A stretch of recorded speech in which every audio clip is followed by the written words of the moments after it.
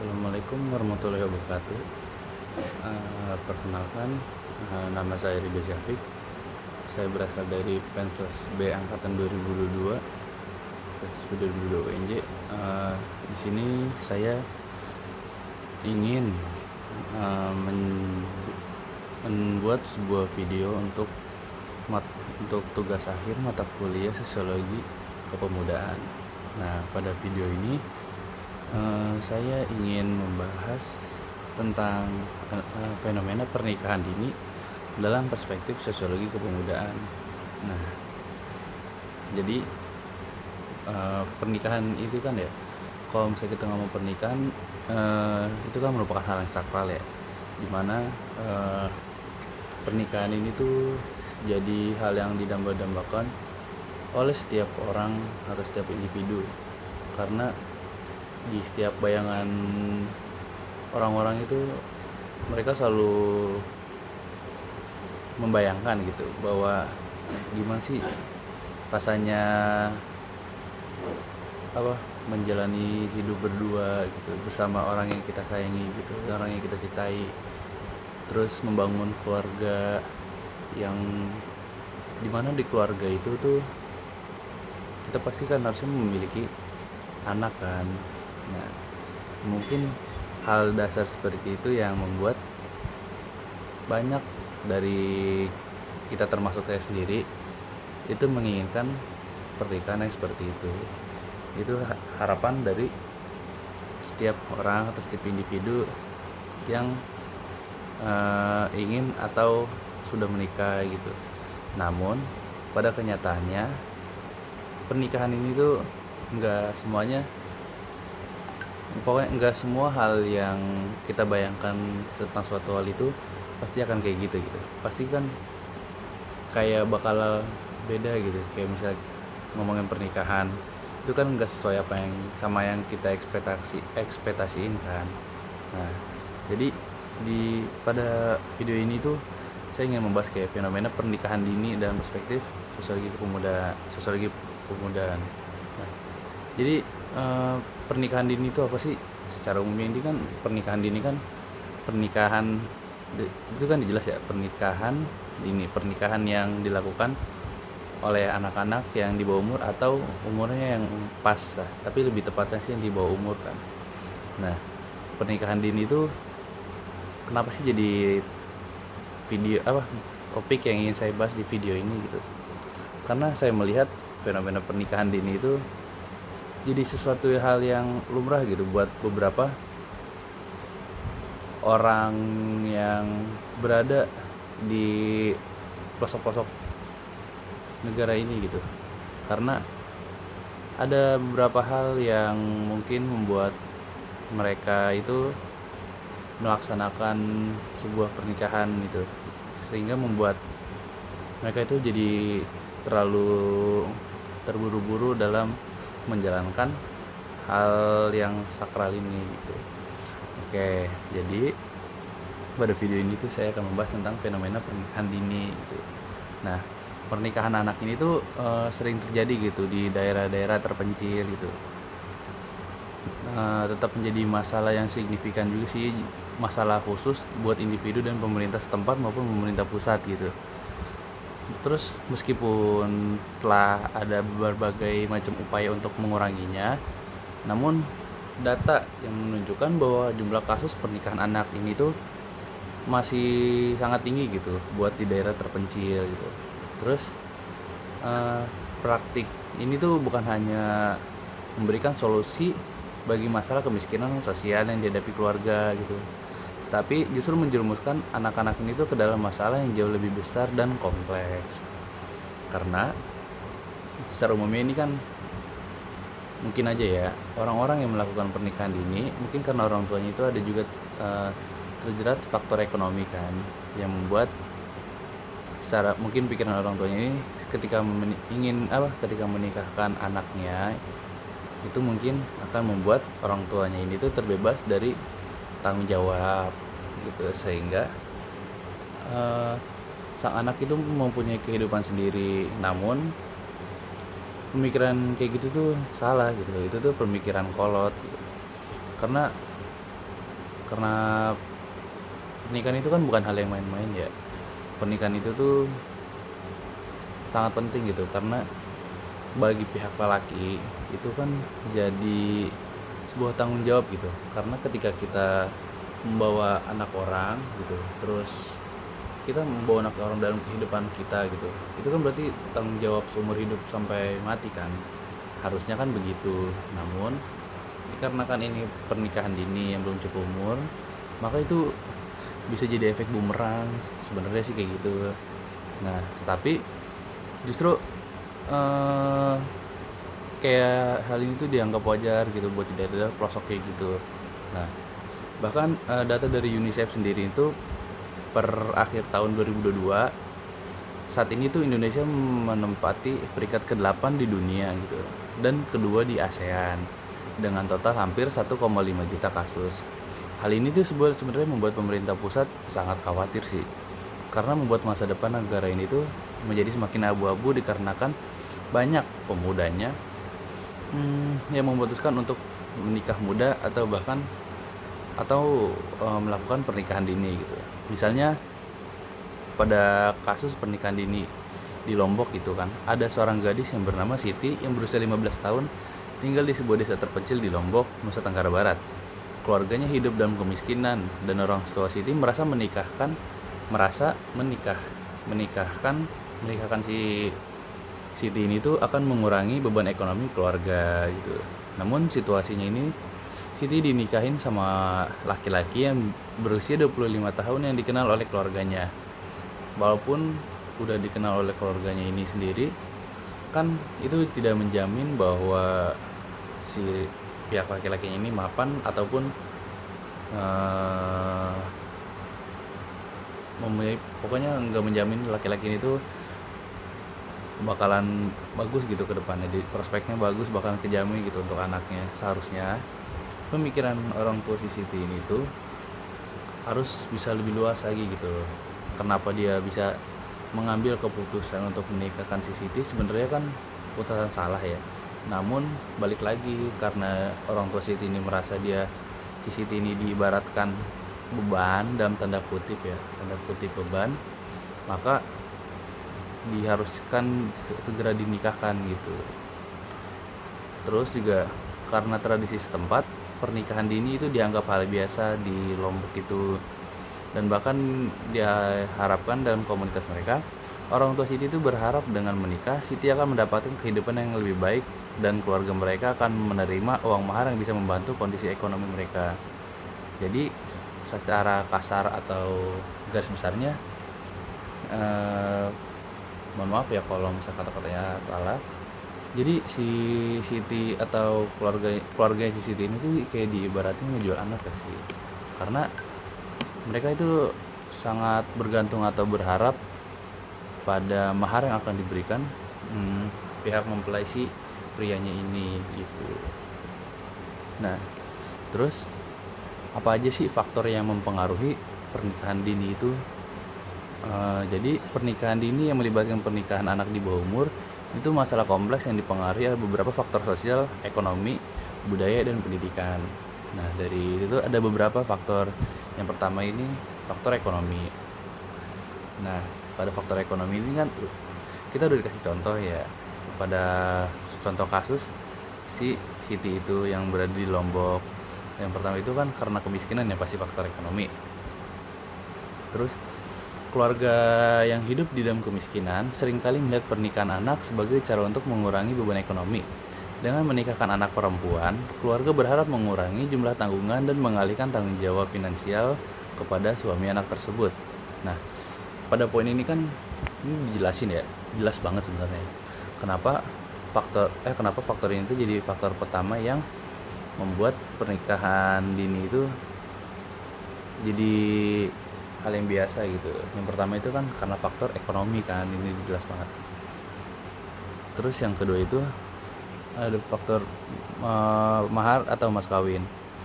Di beberapa budaya, mahar atau mas kawin yang diberikan keluarga mempelai pria dapat menjadi intensif finansial bagi keluarga mempelai perempuan untuk menikahkan anak mereka pada usia muda.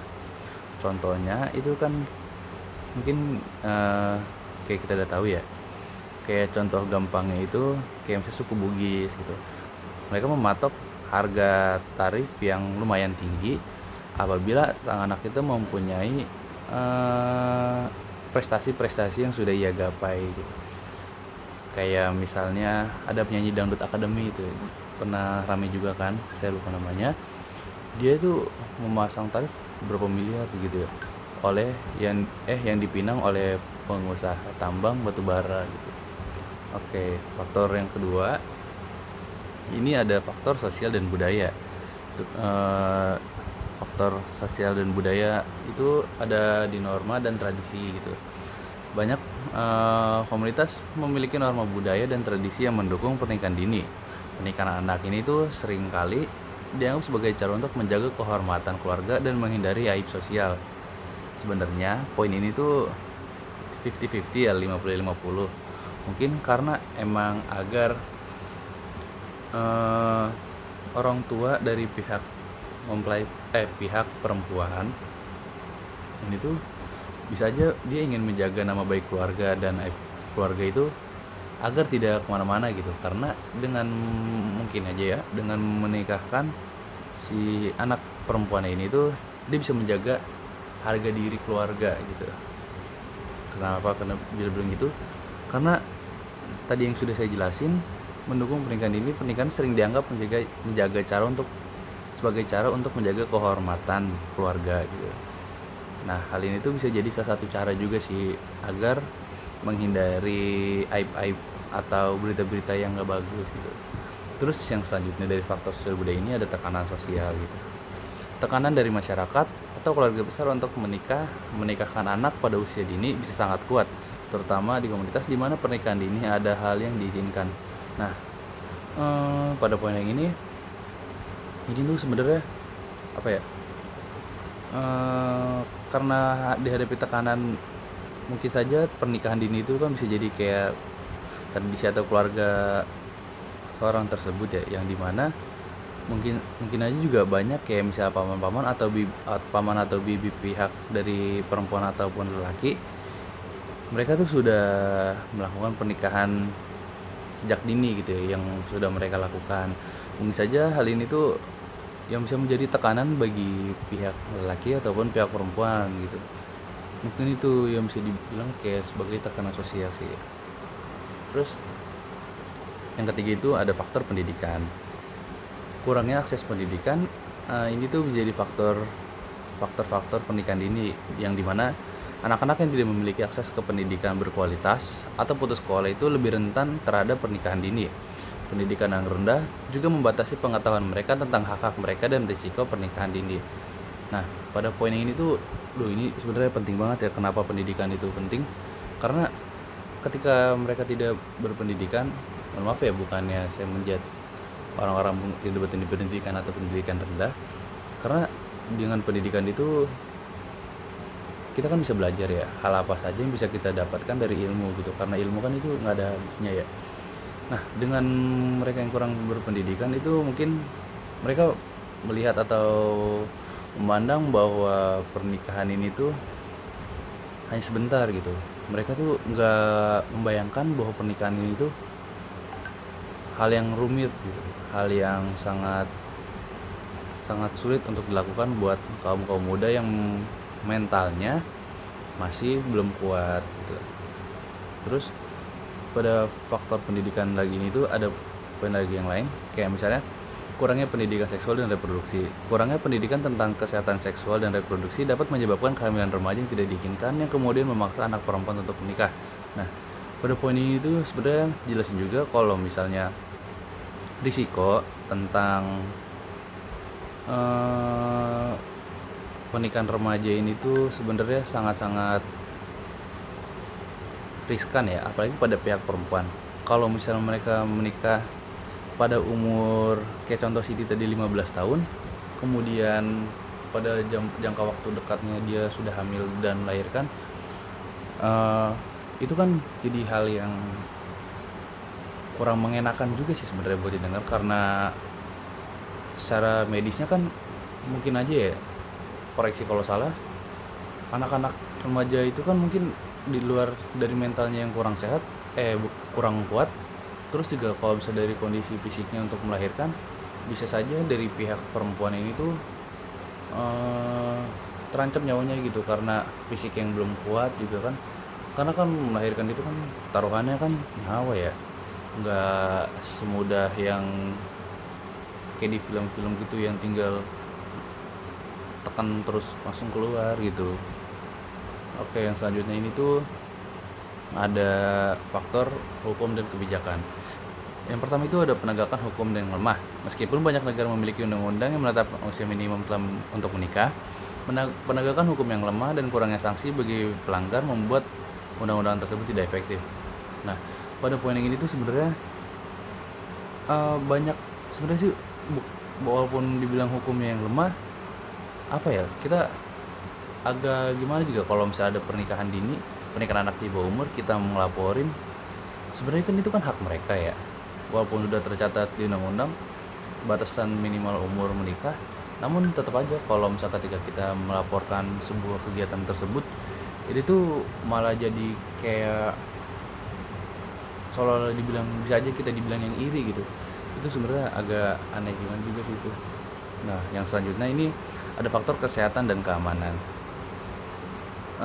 Dalam yang pertama itu dalam keamanan dan perlindungan. Dalam situasi konflik atau ketidakstabilan, pernikahan ini sering dianggap sebagai cara untuk melindungi anak perempuan dari kekerasan seksual dan eksploitasi. Namun, sebenarnya eh, para anak-anak perempuan yang sudah melakukan pernikahan dini itu sebenarnya itu nggak luput juga gitu dari adanya kekerasan gitu, kayak KDRT, kekerasan dalam rumah tangga.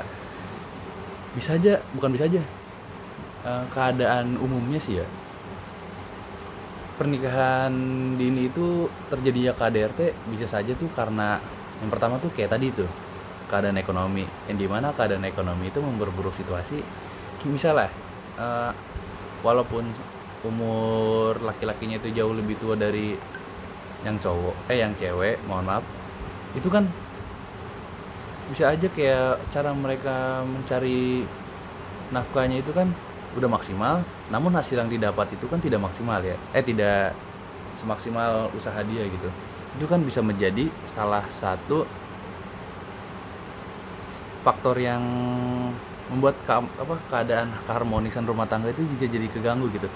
Misalnya istrinya tuh ingin membeli kebutuhan, bukan menuntut sih, kayak kewajiban membeli kebutuhan rumah tangga gitu, kayak beras gitu, terus sembako dan lain-lainnya. Namun karena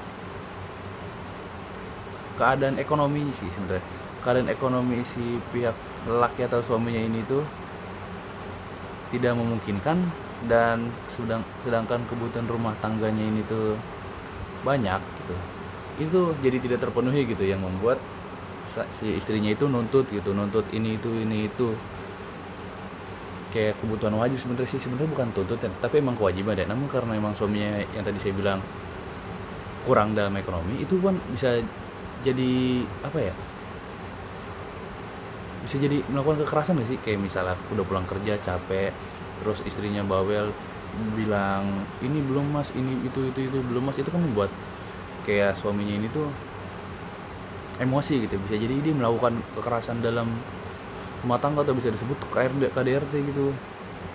Itu kan sebenarnya tinggal luput dari kesalahan orang tua sih sebenarnya, yang pertama itu ya.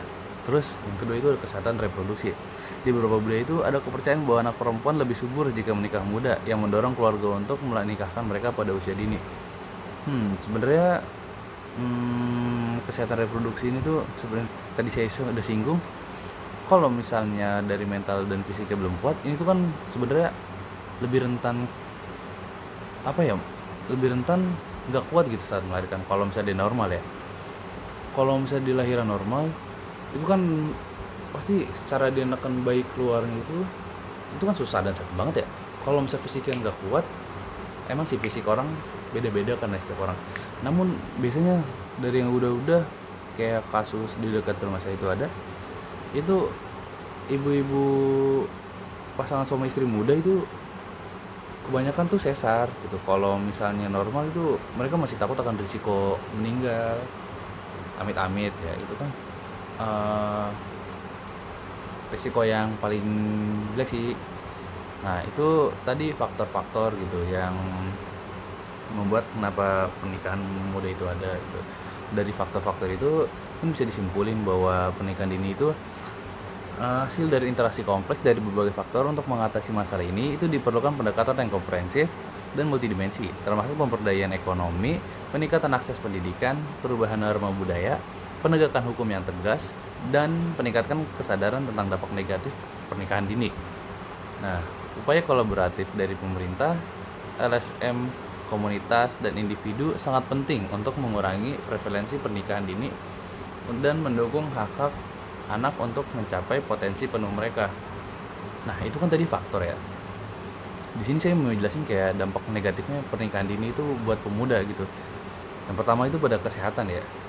Yang kayak tadi udah disebutin, dampak kesehatan ini tuh bisa buat laki-laki, bisa buat perempuan ya.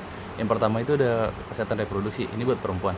Anak perempuan yang menikah dini lebih rentan terhadap komplikasi kehamilan dan persalinan karena tubuh mereka belum mampu sepenuhnya berkembang.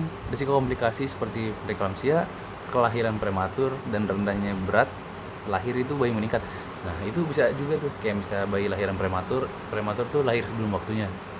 Terus pas lahiran itu berat badannya rendah karena gizi yang dipenuhi pada saat hamil itu tidak terpenuhi secara maksimal gitu. Terus yang kedua itu ada kesehatan mental. Pemuda yang menikah dini itu sering mengalami tekanan psikologis termasuk stres, depresi, dan kecemasan. Mereka menghadapi tanggung jawab besar pada usia yang sangat muda yang bisa berdampak negatif pada kesehatan mental mereka. Pada yang kedua ini tuh sebenarnya kesehatan mental, baik lagi mental dan fisik itu kan setiap orang beda-beda ya.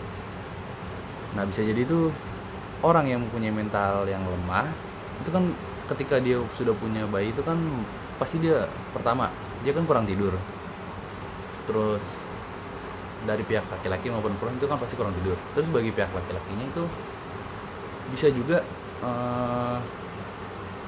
dia ketika sudah capek di kerjaan terus dia nggak bisa tidur kan bisa jadi dia ikut emosi yang mengakibatkan KDRT juga kan. Itu kacau sih kesan mental ini tuh. Terus yang ketiga itu udah kesehatan fisik. Keterbatasan akses ke perawatan kesehatan yang kurang memadai dapat memperburuk kondisi kesehatan pemuda yang menikah dini. Kurangnya pengetahuan tentang kesehatan seksual dan reproduksi juga dapat menyebabkan masalah kesehatan jangka panjang. Nah, kayak yang pada faktor-faktor tadi saya sudah jelaskan, kenapa kesehatan fisik ini itu penting banget buat pernikahan, karena eh, apa ya? Balik lagi kayak yang tadi saya bilang kesehatan mental sih. Kayak fisik dan mental kan saling berkaitan gitu ya. Karena orang yang menikah di usia muda itu kayak yang tadi saya bilang itu fisiknya itu rata-rata belum kuat gitu. Itu kan bahaya banget sebenarnya, baiknya dipikirin aja sih. Terus yang selanjutnya itu ada dampak pada pendidikan gitu. Pernikahan dini itu sering memaksa pemuda untuk meninggalkan sekolah. Hal ini menghalangi mereka untuk mendapatkan pendidikan yang lebih tinggi dan mengembangkan keterampilan yang dibutuhkan untuk pekerjaan yang layak. Sebenarnya dampak pada pendidikan itu sangat penting ya buat kedua orang tua si calon bayinya ini. Karena apa ya? Ketika mereka melakukan pernikahan dini kan otomatis sudah putus sekolah ya. Itu dari putusnya sekolah itu tuh kurang sangat kurang sangat kurang untuk keduanya sih, karena kan sekarang realistis aja ya, orang kalau misalnya nyari kerja kan kerjaan rata-rata memandang dari keterampilan, terus fisik, terus dari sekolah, ijazah terakhir yang kamu punya itu apa gitu. Biasanya kan begitu di beberapa perusahaan itu, makanya begitu karena sekolah itu penting banget sih. Terus juga itu kan pasti kalau misalnya pernikahan dini yang putus sekolah itu kan pasti susah banget nyari kerjaan kecuali dia menciptakan lapangan pekerjaan kan. Terus kurangnya kesempatan belajar. Anak yang menikah dini itu sering kehilangan kesempatan untuk belajar dan berkembang dalam lingkungan yang mendukung. Mereka juga sering kehilangan kesempatan untuk membangun jaringan sosial yang penting untuk karir dan kehidupan pribadi mereka. Nah, karena kurangnya kesempatan belajar ini tuh dia kurang relasi.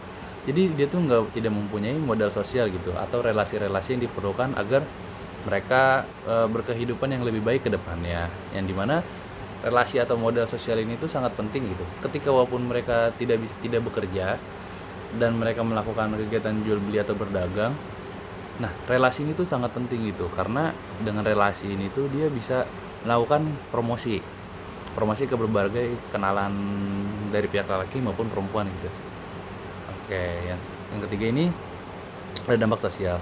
Itu pemuda yang menikah dini seringkali merasa terisolasi dari teman sebaya mereka yang masih menjalani kehidupan remaja normal. Ini menyebabkan perasaan kesepian dan kurangnya dukungan sosial. Nah, balik lagi kayak yang tadi saya bilang, relasi. Pemuda yang udah nikah dini itu kan pasti lebih banyak di dalam rumah ya, yang mengurusi keluarga mereka gitu. Jadi mereka tuh kayak udah cut gitu masa mudanya gitu. Udah tidak dipenuhi dengan masa-masa muda yang menyenangkan seperti masyarakat orang-orang umum lainnya yang rasakan gitu. Jadi mereka tuh ya udah fokus terhadap keluarganya mereka aja. Jadi itu kan bisa buat depresi juga sebenarnya. Terus ketidakstabilan rumah tangga. Pernikahan ini tuh sering gak stabil, resiko tinggi mengalami kekerasan dalam rumah tangga dan perceraian karena ketidakmatangan emosional dan kurangnya persiapan untuk kehidupan pernikahan berkontribusi pada masalah ini. Kayak yang tadi udah saya jelasin ya, ada faktor juga itu dijelasin. Karena pernikahan dini itu resikonya sangat tinggi karena di luar dari mental dan fisik, terus ekonomi juga. Itu tuh membuat mereka apa ya namanya? Membuat mereka itu menjalaninya tuh jadi kayak setengah-setengah atau bahkan gak niat. Jadi sebenarnya kayak membuat angka perceraiannya ini tuh jadi semakin meningkat. Jadi dampak buruk banget sih sebenarnya pernikahan dini itu, walaupun gak semuanya ya. Yang selanjutnya ini ada dampak ekonomi. Nah, yang sudah dari tadi saya jelasin juga, dampak ekonomi itu jadi paling krusial banget dalam masa pernikahan dini ini. Karena pemuda yang menikah dini itu seringkali tidak memiliki keterampilan atau pendidikan yang cukup yang untuk mandiri secara finansial. Mereka cenderung bergantung pada pasangan atau keluarga mereka untuk kebutuhan ekonomi. Nah, ini tuh faktor penting banget ya. Kenapa faktor lagi dampak yang sangat penting itu karena kenapa bisa dibilang penting? Karena si pihak perempuannya itu ketergantungan kepada suaminya atau pihak lelakinya, dan si lelakinya ini tuh juga udah maksimal. Namun kan mereka juga si pihak lelakinya kan ini kayak bergantung pada satu penghasilan saja gitu. Koreksi kalau salah. Secara umum biasanya orang-orang yang melakukan ini ketika dia kerja atau berjualan itu kan pasti penghasilannya satu aja ya. Kayak misal dari kerjaan ya udah jadi gini aja tuh. Kalau misal dagang berarti ya atau berjualan gini aja. Jadi itu ketergantungan gitu, ketergantungan finansial. Nah, selanjutnya ini ada kemiskinan keberlanjutan. Kurangnya pendidikan dan kesempatan kerja menyebabkan siklus kemiskinan yang berlanjut. Pemuda yang menikah dini lebih mungkin hidup dalam kemiskinan hidup jangka panjang. Nah, ini tuh apa ya? Ketika kayak contoh tadi yang Siti itu yang dari Lombok. Ketika orang tuanya Siti melepaskan anaknya karena menganggap Siti ini beban, agak terus si Sitinya ini tuh melakukan pernikahan dini kan, terus dia kan ke dalam kondisi yang sebenarnya siap nggak siap ya si buat pihak perempuannya, namun pihak cowoknya seharusnya kan sudah siap. Namun ya pernikahan yang mereka lakukan itu, walaupun saya nggak bisa nebak masa depan itu gimana, cuman secara umum itu orang-orang yang melakukan pernikahan dini itu mereka tuh melestarikan kemiskinan yang berlanjut gitu. Walaupun emang rezeki udah dia ngatur, cuman pada umum kan biasanya orang yang melakukan pernikahan dini karena merasa orang tuanya lepas tangan, karena tidak mampu dan dibebankan kepada pihak orang lain, dan tidak menutup kemungkinan juga karena si anak yang melakukan pernikahan dini itu mempunyai anak, terus dia merasa terbebani dan bukan nggak mau ngurusin, merasa terbebani, terus orang tua yang melakukan pernikahan dini itu tidak menutup kemungkinan mereka tuh melakukan hal yang sama gitu. Nah, terus dampak pada anak-anak yang dilahirkan dari pernikahan dini itu anak-anak yang lahir dari ibu yang sangat muda lebih rentan terkena masalah kesehatan perkembangan. Mereka mungkin mengalami gizi buruk, pertumbuhan yang terlambat, dan perkembangan kognitif yang tertinggal. Nah, itu tuh kayak tadi masalah kesehatan, dampak negatifnya kan. kurangnya gizi yang dikonsumsi pada saat kehamilan itu kan menjadi dampak yang signifikan gitu pada kesehatan perkembangan anak yang akan dilahirkan atau yang dikandung pada ibu-ibu yang melakukan pernikahan dini atau ibu muda gitu. Bisa jadi karena gizi yang tertinggal itu membuat perkembangan mereka lambat atau pengetahuan mereka juga itu kan jadi lebih lambat juga. Terus pada pendidikan anak itu, anak yang melakukan pernikahan dini itu menghadapi tantangan yang sama seperti orang tua mereka, termasuk akses pendidikan terbatas dan tekanan ekonomi. Nah, karena hal ini tuh faktor ini juga yang bisa menyebabin kemiskinan berlanjut sih, kayak melakukan pernikahan dini terus dia punya anak dan anaknya kar apa nggak bisa sekolah karena orang tuanya yang ekonominya kurang. Terus kasihan anaknya sebenarnya. Itu tuh jadi faktor yang penting banget sih. Jadi kenapa pernikahan dini itu tidak direkomendasi tuh karena itu bisa melestarikan kemiskinan yang berlanjut. Terus apa namanya? Bisa menyebabkan mundurnya pemahaman juga sih. Kayak misal lebih rentan orang lebih rentan terkena berita hoax biasanya orang-orang yang kayak gitu tuh. Kayak misalnya orang yang melakukan pernikahan dini ketika mereka kan putus sekolah terus tidak mendapatkan akses pendidikan, dan ketika tidak bisa menerima akses pendidikan itu kan mereka tidak bisa mensortir atau memilih-milah berita mana yang baik, mana yang jelek, mana yang benar, mana yang enggak kan. Itu kan mereka juga bisa jadi salah satu sasaran berita hoax juga sih. Kasian juga buat mereka diri sendiri, keluarganya sendiri, bahkan dampaknya itu secara makronya itu bisa dampaknya ke negara ini gitu. Karena bagaimanapun anak anak itu nggak salah. Yang salah itu kan sebenarnya orang tua, karena mereka tuh seharusnya pada saat melakukan pernikahan itu mereka sudah memikirkan matang apa aja yang akan dialami, apa saja yang akan dirasakan ke depannya, mempersiapkan kemungkinan yang akan terjadi dan mempersiapkan hak-hak pendidikan dan kesehatan untuk anak gitu, prioritas anak. Kalau misalnya mereka merasa terbebani karena adanya anak, mereka sebenarnya jangan menikah dulu sih. Orang tua dari orang yang melakukan pernikahan dini sebenarnya harusnya begitu, harusnya ya. Cuman balik lagi, karena dari tadi faktor-faktor yang sudah disebutkan bisa jadi karena hal budaya atau tradisi gitu. Itu kan jadi hal-hal yang sulit ya buat dibilang gitu, dikasih tahu. Harus dari dalam diri mereka gitu agar tidak melakukan pernikahan dini gitu. Nah, jadi kesimpulannya itu pernikahan dini itu bisa membawa berbagai macam dampak negatif yang signifikan bagi pemuda yang mempengaruhi kesehatan fisik, mental, pendidikan, kehidupan sosial, dan kondisi ekonomi mereka gitu.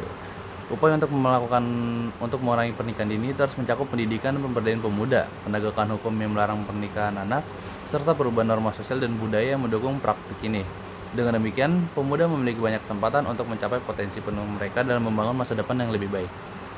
Nah, pemuda ini tuh seharusnya ketika mereka direkomendasikan atau disuruh untuk melakukan pernikahan dini oleh orang tua mereka, seharusnya mereka bisa menolaknya. Karena apa? Di luar dari kata harus nurut sama orang tua, karena kalau misalnya ngelawan itu bisa dibilang durhaka. Namun ini kan kehidupan setiap anak ya, atau setiap pemuda.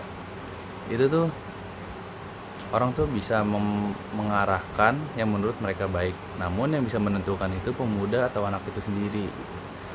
Jadi intinya jangan melakukan pernikahan dini jika keadaan mental, fisik, ekonomi, relasi itu belum cukup gitu. Sekian dari saya, Ridho Syafiq. Assalamualaikum warahmatullahi wabarakatuh.